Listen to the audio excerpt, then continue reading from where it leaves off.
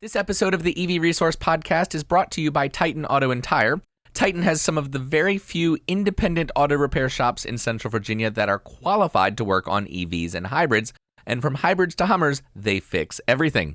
For more information and to schedule an appointment for your vehicle, go to TitanAutoTire.com. Coming up this week, we talk to folks every single day who likely would not purchase an EV if recharge didn't exist.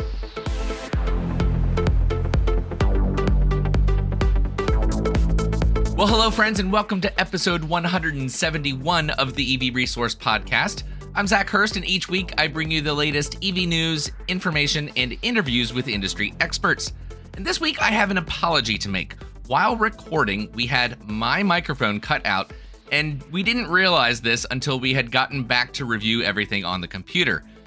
Naturally, this created a situation that, without completely redoing the entire interview, we had to get creative. So I've spent the entire day today, 9 hours, working on this to get it as good as I can with what I've had to work with. And it's okay. The result isn't great, but it's workable. So I appreciate your understanding and hope you don't mind. And with that, let's just get right to the episode. I'm really excited about the episode today. I'm sitting here with John Foley, co-founder and president of Recharged. They are a used EV-only car lot, and we're going to get into a lot of the details about what makes buying a used EV maybe a little different from the traditional used car buying experience. John, thank you so much for joining me today. Thanks for having me. I'm happy to be here. Absolutely. So, before we get into really diving into everything, this is somewhat of I'll call it a revolutionary concept in the automobile market. People you don't see used EV lots. There's a couple, but as far as I know, on the East Coast, there's you guys here and then maybe one or two others. What is it about used EVs that was really the thing that you all wanted to work with? Why this model? Well, great question. So I've done automotive retail for 25 years. And I was at a point where I was considering my next move, and I had a few ideas I wanted to chase down. None of them were EVs. and I was attending conferences and just kind of staying connected to the industry. And I'm sitting at a conference and I'm watching a session, and they're talking about this tsunami of inventory that's coming to market, this used EV inventory that's coming to market. And I'm sitting there and I'm thinking, man, the OEMs are putting all of these requirements onto the franchises to participate in EV sales. And it's around, people, technology, training, experience. Oh, yeah. And there's a lot of resistance from the dealers. They don't like being told, what to do or how to do it. But I'm like, what? Nobody's focused on doing this for the used buyer. And why is it any different than the new buyer? And if the OEMs are recognizing that this is what's needed to help with adoption, then can't I use my experience and go impact that adoption on the used car side? And so that's what brought me the idea to launch Recharge. And then once I got that in my mind, all the other ideas just got pushed aside, and I was like, this is it. This is where I am needed right now. Yeah. Well, we're right here in Richmond, Virginia, which of course is just really special to me, being that this is where I am naturally. So it's pretty cool that this is happening here. Yeah. Because really over the last decade, you look at where are things happening in the EV space. Well, it's not Virginia, it's the West Coast. So the fact that you are here, is that something that played into the mindset? Well, listen, this is my backyard. And so I can't, dispute the fact that obviously the easiest place for me to launch was where I was versus relocating and starting. However, I did consider what are other options?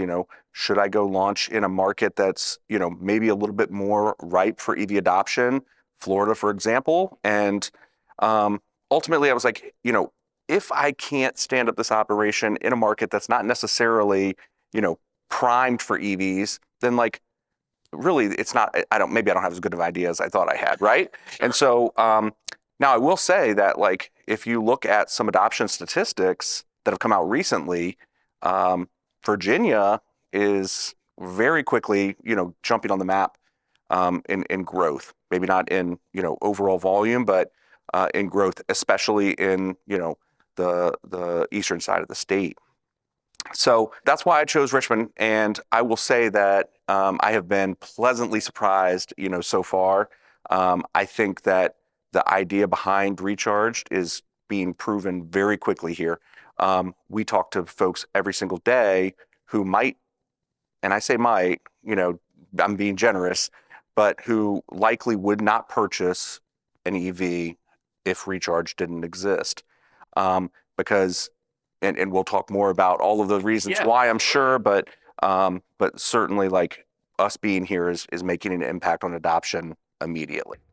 Well, and from a mission first standpoint, like the reason that EV resource was created, pretty much everything that I do is to ultimately drive people in that direction, get more butts in seats. And the way to sell an electric vehicle to anybody, even if they have been very against it, is to get them to experience it. Where perhaps one of the downsides of having a podcast that's basically just reaching people in a digital form is that I'm not really giving people an experience, and that's what they absolutely need. So the fact that they can just pop in, I mean, they don't need an appointment, right? They could just drive in and say, "Hey, that looks really interesting. What can you tell me about it? And can we take it for a spin?" Yeah, and here's a place where all the different makes and models that are out there, they can see them in one place. And we had a gentleman take a train down from DC yesterday, because that doesn't exist, to your point, anywhere else, and he loved it. He got to see all these different makes and models that he's been considering, and it was fantastic. So, the experience part that you highlighted is significant. Like that is what people are looking for. To your point, being able to sit in the car and drive it is a big deal. When I started Recharge and I started to look at, what is the recharge.com experience going to be like, I'm thinking about TCO, total cost of ownership, and all of these, I'm thinking about like the environmental impact that's being made. And so I started talking to EV owners, and you know what they all told me? You got to drive these cars. Like, that stuff's great, but I forget all about it. Like, Oh yeah, they're fun cars to drive. And so that's to your point. Like, we got to get people in these seats driving the cars and letting them see like how amazing these vehicles really are. So yeah. I mean, there's lots of reasons why people buy any vehicle and choose something to make it their own. Thus far, with the early adopters in the EV space, there's primarily just a couple reasons why they might have purchased: for the environmental impact, or perhaps like people used to do with the Prius. It's a signaling socially, like, "Hey, look at me, I'm kind of walking the walk as well as talking the talk." But then there's the other part of it, that they're not in it for the climate or the environment or even air quality or any of those awesome benefits.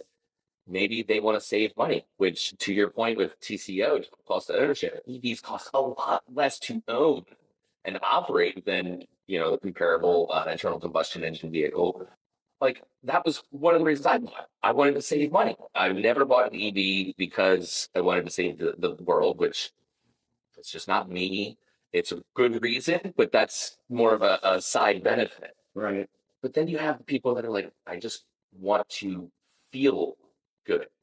And that's really hard to kind of like nail down in a digital world or on a web page, to your point, where it's like, how do you feel when you're driving any EV? And the fact that you guys are brand agnostic, you're open to anything. I mean, clearly Teslas take up the majority of the market, and we're sitting in front of a beautiful Model X Plaid here.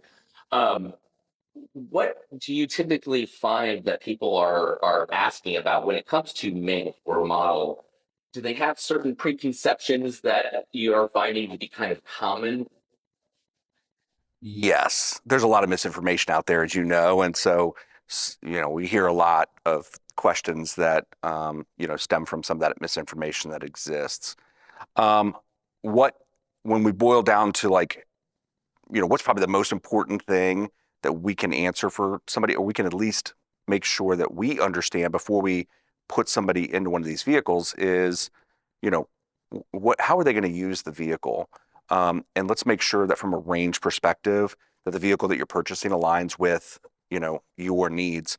You would be surprised how far people get in the purchase funnel or EV consideration funnel, before they recognize that the car that they're considering just doesn't work for their lifestyle. So that's something we're very careful to make sure we understand when we talk to potential EV buyers and help them in that way. So Yeah, so that's really fascinating that you're seeing in real life what is aware to a lot of EV owners that might be more of an evangelist, where they're really going out there to try to talk to people and have those conversations. We're all used to the same questions. Well, how long does it take to charge? How far does it go? Those types of things. I've found it getting increasingly more difficult to answer those questions simply because there's such a wide variety of different makes and models. And that's brand new. On the used side, you've got even more of an extreme because, a used Nissan Leaf that has had some battery degradation, it might only go 45, 50 miles compared to something like this is 2022, right? So you're well over 300 miles of range. And this is going to charge so differently than a first generation Nissan Leaf or even the Kona or some of these other vehicles that are on the used market. How do you guys navigate that in terms of when you're talking to somebody to help point them to a specific vehicle that might be the best fit? If maybe they've done all of their research before coming and they've got their mind set on one thing, but in talking to them, you find out, well, maybe that one thing they really want isn't going to be the best experience for them. Yeah. again, we just lean in and make sure that we really, have a thoughtful conversation about what real life is going to look like for them, based on the vehicle that they're driving. If somebody's commuting from here to DC or here halfway to DC, the 2012 Leaf is not a consideration for them. But there is somebody who that 2012 Leaf does make sense for, who's doing very short distance driving, and can recharge at home and all of those things. So I think the other thing that helps, our buyers understand and consider which vehicle they want to purchase is our recharge score. Okay. So when I hear and we begin talking to people, all of the things that they're thinking about when they're looking to purchase or consider a purchase of an EV, that really kind of falls into like three different buckets. So one is, just like any other used vehicle, what's the history of this car? Has it been in accidents? Where was it owned? How was it owned? How many owners, et cetera, et cetera. And so that's kind of like bucket number one. Bucket number two would be, again, very similar to any other used vehicle purchase. Is this a good price for the vehicle? Now, I'll say that that's a little harder to define in a used EV marketplace because there aren't as many transactions. And so, we are really trying to aggregate all the data to help people understand that this is or is not a good price. And then number three is the battery health. So we're taking all of those three, compiling them into a recharge score. And now when they look at cars on the web page, it helps them sort through which ones make the most sense to them or not. And it begins a lot of good conversations around battery health, et cetera. Mm-hmm.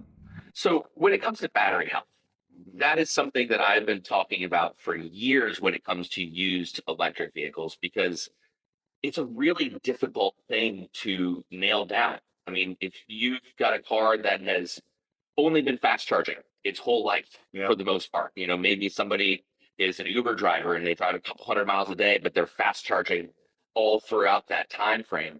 Well, that's going to have an effect on the battery that might not even show up till a few years down the road. When you guys are evaluating battery health, what kind of steps do you take to gain the information that ultimately you give to a potential consumer? Yeah, for sure. Sure. So we do our own. Today, all these cars are on the lot right here. We can touch them, and and we do our own battery health report. And more than just, what's the range of this vehicle versus what the original EPA range was, we're taking a look at, like, cell by cell, what is the condition of this battery. We validate that by sending the car out for an additional inspection, generally at the franchise dealer, and confirm, that in fact the battery on this vehicle is good and we're confident in selling it. What I remind people, when a buyer comes in and talks to us, they generally ask about battery health because in the little bit of research that they've done, they've been trained to ask about battery health. They may not understand completely, but they know that I'm supposed to ask. Right. And, I remind them that prior to EVs, they didn't used to go to a used car lot and ask, what's the engine health on this on this gas powered motor? Sure. But you begin to have confidence that, like, hey, I know this Tahoe is going to run for 250,000 miles. And again, most of these people probably aren't going to own the vehicle that long anyway. And so I think we'll get there more and more. There's been some great data that's come out with, these Tesla batteries because they've been out for so long and there are so many that are in production. And I think the more of that comes out, the more confidence buyers will have that, in general, battery health is good. Now, to your point, if a car has been fast charged, like, when I hear Hertz, for example, has had, maybe pulling back a little bit on their EV ownership after coming out and saying that the cost of owning these vehicles was so much lower, and now they're saying that some of their maintenance costs are higher. And I think what you'll find as you really dig into it, battery is part of that, and I think that they're not maintaining those batteries as well as they should be. Sure. Both the inventory they have on the ground and the folks that they're putting into the cars without any education. So I'm sure of the people that are going to be watching or listening to this episode, there's going to be a lot of people that aren't familiar with my personal story, which is very unique. I've owned 2 EVs and replaced the batteries in both of them. Yeah. Luckily, both were under warranty. But through that experience, what I've learned is to be much more cautious and conservative when it comes to battery health, to the point where personally I've made the decision I don't want to own an electric vehicle if it's not under the 8-year, 100,000-mile warranty, or I have an extended warranty or so the extended service contract that's going to cover the battery, which I know is not a very common thing. Naturally, being a used car dealership here, you don't have control over the factory warranty. It is what it is. Some of the cars, like you mentioned, a 2012 Nissan Leaf, well, that's well out of its warranty period. But as I understand it, you guys do have some options for people that if they're looking to purchase an extended service contract or extended warranty, that you guys can help work with that. And kind of a secondary question also to that is, are those things something that can be rolled into the purchase of the vehicle so that they're just getting a loan and they don't have to come out of pocket a couple $1,000s or something like that? Yeah, 100%. So yes, we do offer some options on warranty. We offer as simple as additional coverage just for the battery, and complete coverage for the vehicle. And those can be rolled into the financing, which is Excellent. the way that most people would prefer. Yeah, sure. I'd rather pay a little bit a month than pay all of it at once. And so, yeah, and when somebody goes on recharge.com, that is part of the buying experience. They get there. So Yeah. Okay. So you've mentioned the website a couple times. I'm going to mention it at the end, but just in case people don't make it that far, maybe they don't like the way I look. Who knows? It is recharged past tense, which is the business name. Yes. So recharged.com versus something that might be confusing to people. Let's talk about that briefly. When somebody's going to the website, maybe they just know they're looking for an EV, but they haven't narrowed it down. They haven't thought it through. They're not familiar with charging or range or really anything. They're just going, you know what? I've heard this EV thing's something I need to look into. I've heard about this awesome company in Richmond, Virginia. Let's go to their webpage. where would you say is a good starting point? If somebody lands on the webpage, where should they go to kind of look for maybe information about just general education if they haven't found any resource for some reason, or even more details about how they can kind of go through the process before they even walk in the door? Yeah. It's a great question, and I think the starting point for people is different just depending on who you are. So some people are going to want to start with the inventory, pricing, range, understand what's out there. But to your point, others are going to want to begin in the education. And we have over 70 pages of educational content on our webpage. We are now beginning to build video content behind that.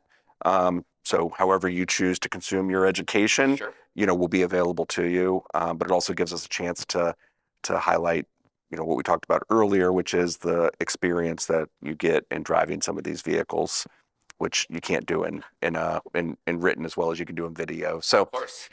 so I think it just depends on who you are and how you want to begin, but they're both there, and buyers can choose whichever they prefer. I think what you'll find when you visit recharge.com is inventory is what's first and foremost. So you'll jump right into the inventory unless you choose to go to the education first. And to the inventory that's on the web page, you work in used cars. I mean, something could be here 1 minute, and then later in the afternoon, it might be sold and gone.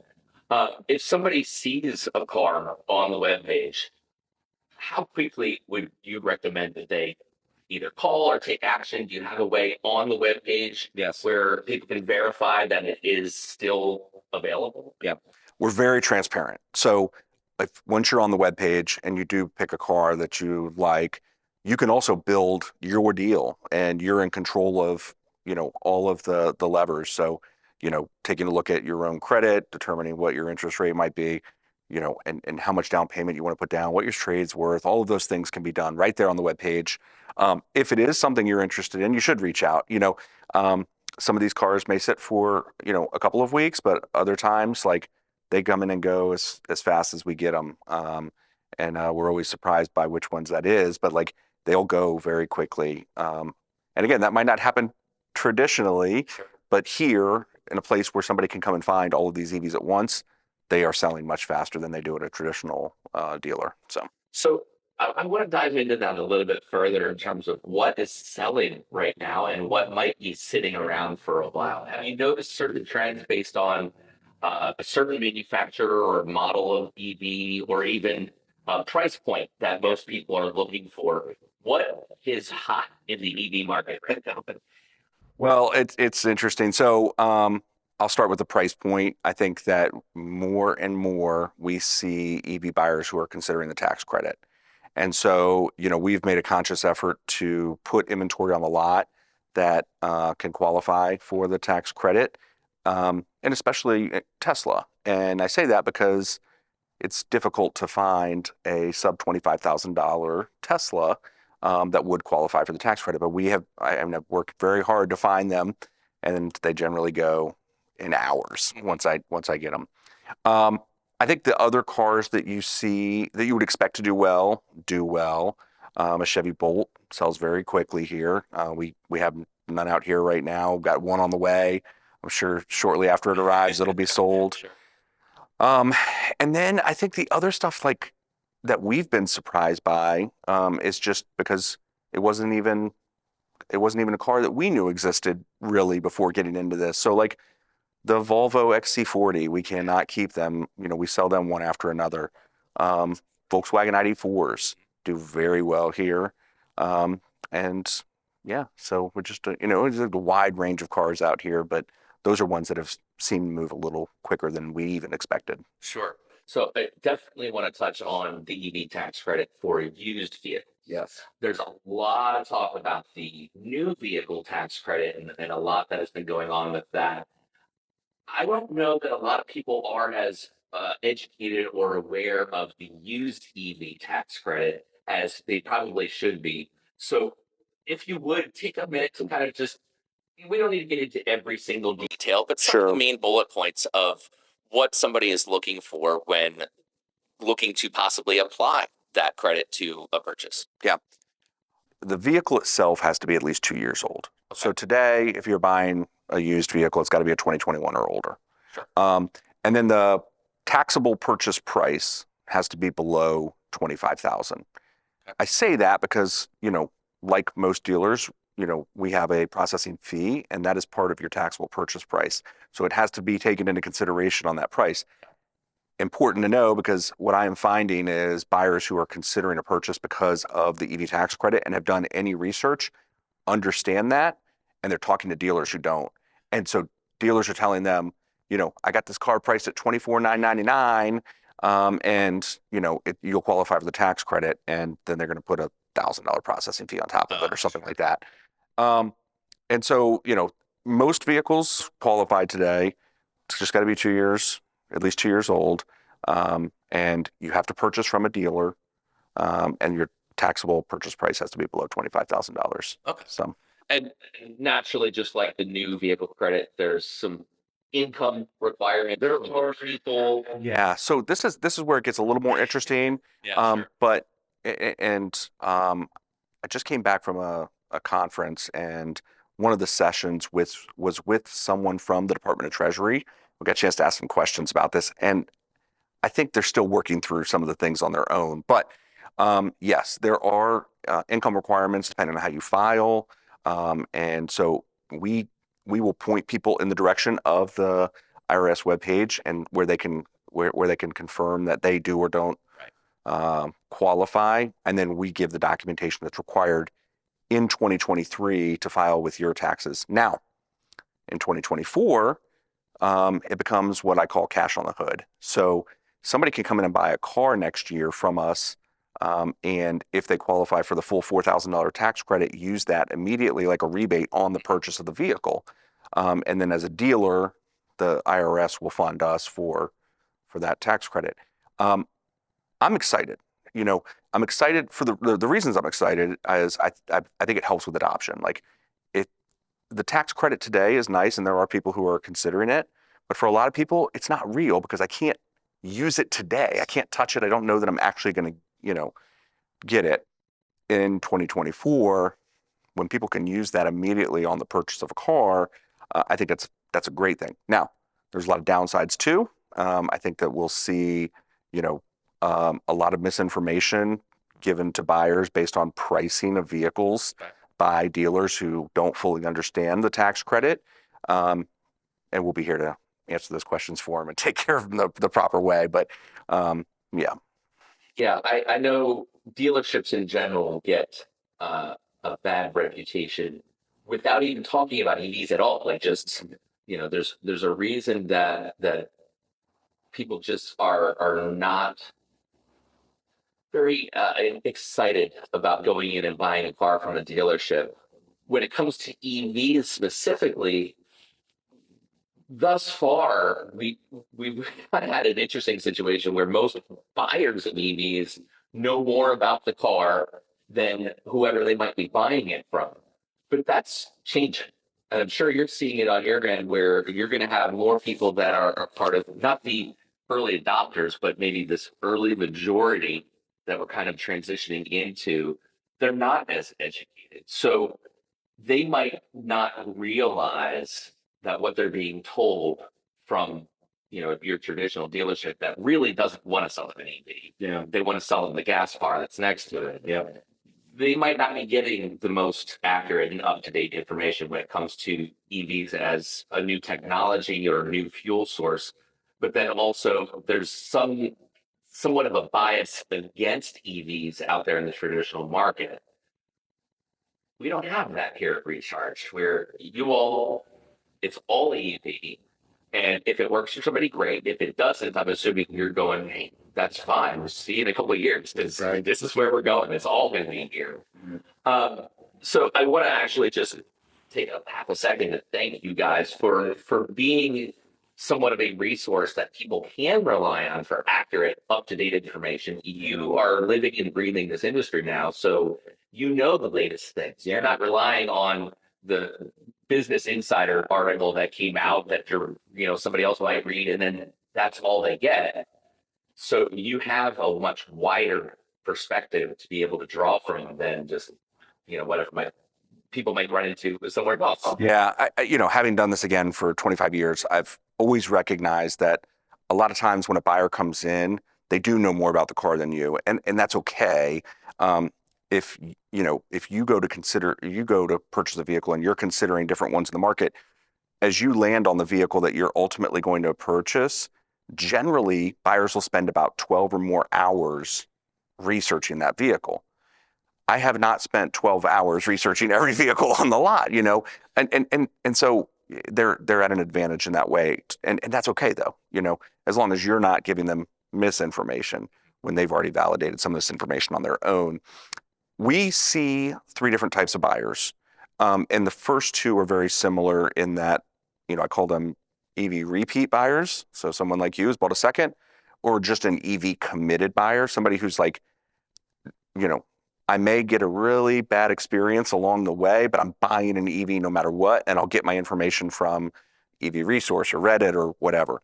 And so those people are going to buy no matter what. It's the EV curious who are the ones that I think we help the most in the way that you described. They can come here, learn so much. They probably don't know more about the cars than we do. But we can help point them to the right information. And so those are a lot of fun. And those are the ones where we make an impact to the adoption curve. So, yeah. Sure. Well, that's a lot of great information so far, but I want to take a look at what you've got outside here. So let's take a quick break for a message from one of our sponsors. And then when we come back, they'll join us and we'll just walk around. Naturally, what they see in terms of the cars out here is going to change. That's right. But you can kind of just get a feel for the vibe and how things are going. Yeah, great. All right, let's check it out. Awesome. Hey, everybody. I want to take a quick second to tell you about TireRack.com and a deal they have to help you get your car ready for the winter season. Right now, if you use the link in the show notes, you can get select automotive lighting and wiper products up to 30% off. This offer is valid now until December 15th, so do not wait to confidently handle the upcoming season with new lights and wipers for your car. So we're going to take a quick shift in personnel. I actually want to introduce you to Josh. Josh clearly also works here. Actually, while it just popped into my head, do you guys sell the merch? Like, can somebody buy a sweatshirt if they think it's cool? Very soon. Very soon. So keep an eye on that. I'll definitely make an announcement on a future episode. Right. But Josh, you and I are going to go out here and just take a quick walk around. And I don't know why I'm so excited about this sign, but I want to show people how it's a big sign, which is great. So we'll talk about that too. Sounds great. Let's do it. All right. So we are standing here at Recharged. And of course, I already mentioned we're going to be here with Josh. But I wanted to show you guys really just what the environment looks like. We're right on the side of busy Broad Street in the west side of Richmond. Clearly, this is a good spot for a used EV dealership. But John was telling us that, half the customers are even out of state. But I'm really curious, of the people that do come and actually are here physically, I mean, you got to look at this sign. How many people are coming in because they're like, what is that? A lot of people are coming in just noticing the sign. From the time it went up, even to now, so many people come in, whether they, that caught their eye of what is it, or they notice that the old sign that was there for years and years and years has changed and is this new one. Especially at night, it's all lit up, so you can see it as soon as you come over the hill on that side or coming from the city side. So it's amazing. It's been one of the better publicity moves, I think, for us. Sure, and I can attest to that because being, at least locally here, the EV guy, I can't tell you how many people have actually sent me pictures in text or on Facebook Messenger of this sign going, do you know about this? And I'm like, yes, I know about this. Known for quite a while. Naturally, one of the other things that anybody that is familiar with EVs in general is going to notice right away is when they're driving by, of course, the sign's going to catch attention, but then they look at what's on the lot. And John was telling us that you guys will basically have any EV. You're brand agnostic. It's not just this brand or that brand. If it's going to sell, you're going to have it. So, I mean, naturally, the inventory is going to change, between now and the next time somebody wants to actually be here. But just for right now, I mean, walk us through kind of some of the vehicles that might be present if they are going to be looking around and seeing what's here. Yeah, we have a wide variety of vehicles out here that meet multiple price points, different lifestyles, the range, everything from your lower cost vehicles to your high end, full of tech vehicles. It's one of the things we love about it, and our customers seem to love about it, as they can come see such a wide variety in one location where. We've heard so many times, I wanted to look at 3 different EVs. I had to spend my time all day at 3 different dealerships. So everything from, the new Kia EV6s to the older range extender BMW i3s. We have Teslas, we have Fords, and certainly one of my passions, loving cars is the ability to learn, drive, and experience all of these different on the lot. And so when these folks come in, they get to do the same thing and really figure out what it is that they like. And then we can help them make a decision from there. All right, I really liked a piece of this one, but I love this part of that one, and creates a pretty cool experience that is hard to find. Sure.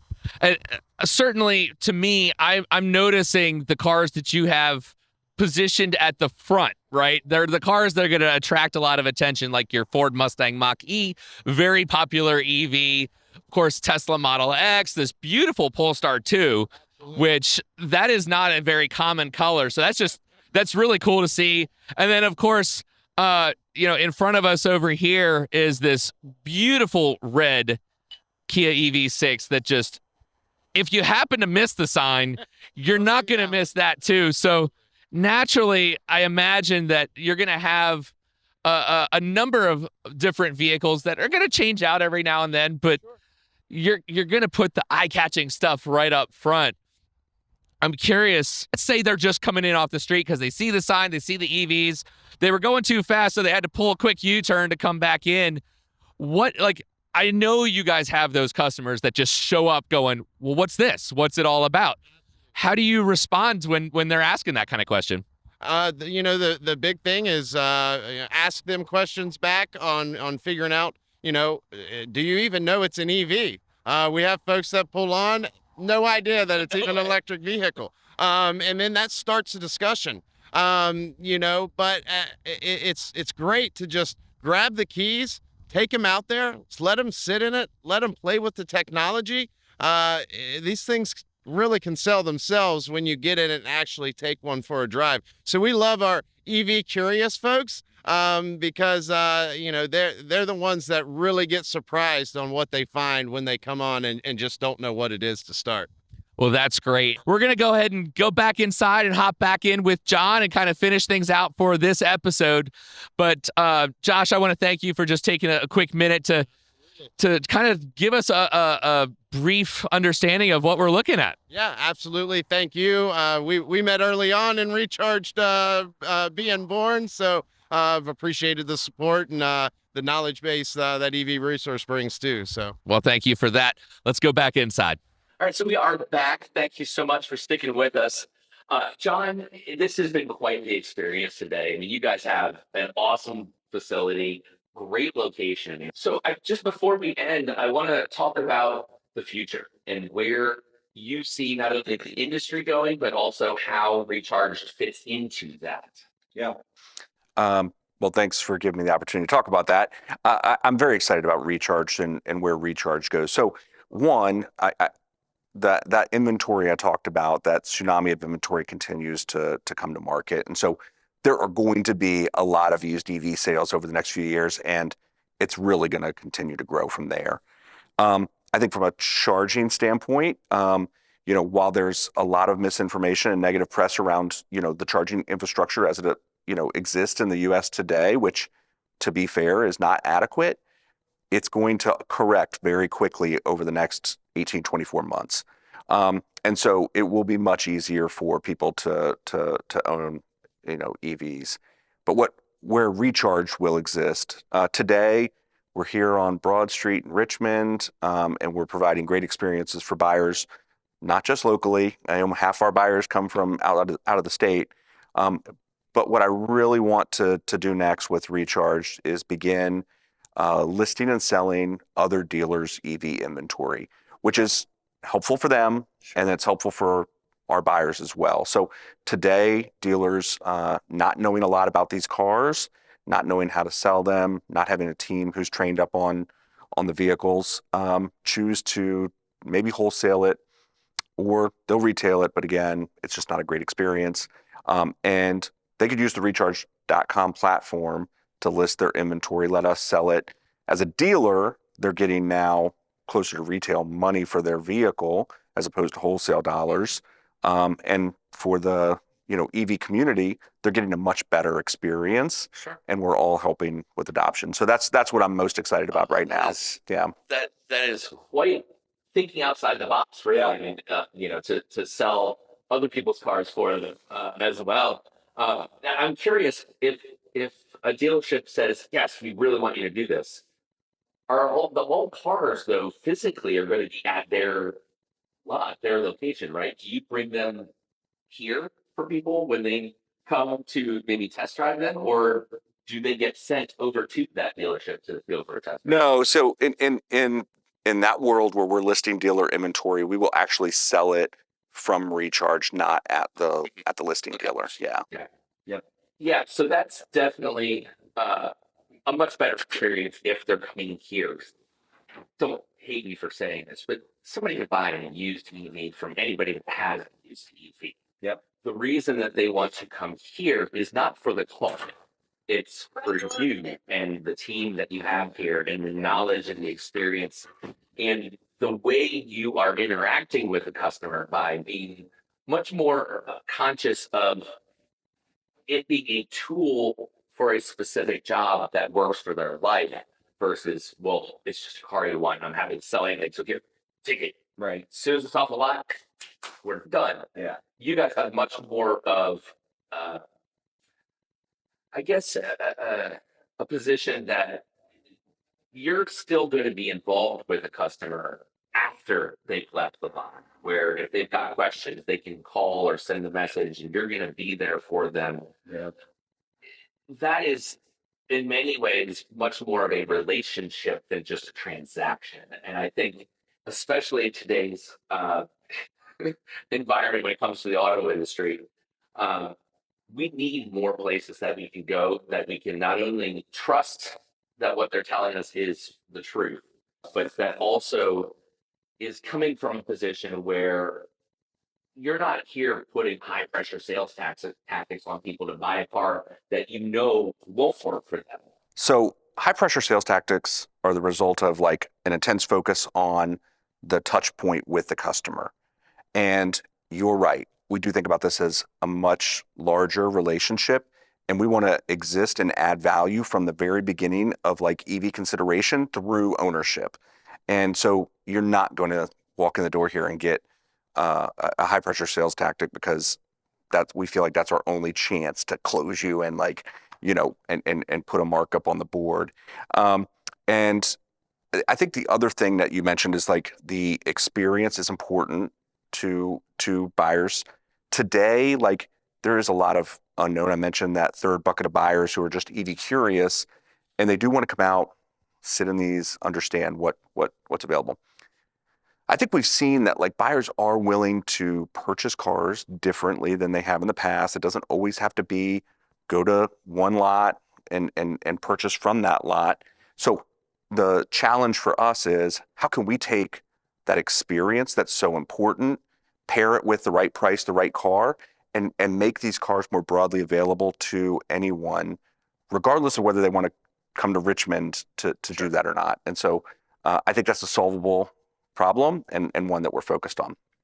If somebody is looking for some suggestions on charging at home, do you guys get into that? And if so, talk about that a minute. And then if not, where do you point them to get some of the answers to those questions? Kind of both. And I'll point back to recharge.com. So like in that very transparent experience that you find online, you can get information on chargers, what they cost, and how much it costs to install them. We do have a partner who helps, support that part of our webpage. We have chargers on the wall here inside of the Experience Center, and it's always, it's fun when somebody comes in and they've never actually seen a charger. So it's like, what does it actually look like? How does it connect? What is it, and we can go through all of that here with them. We can show them our charger outside and educate them on what that's like. Everybody's, in a different situation. So some people have the resource to put a level 2 charger in at their house, and it makes a lot of sense. And that's the path that they go.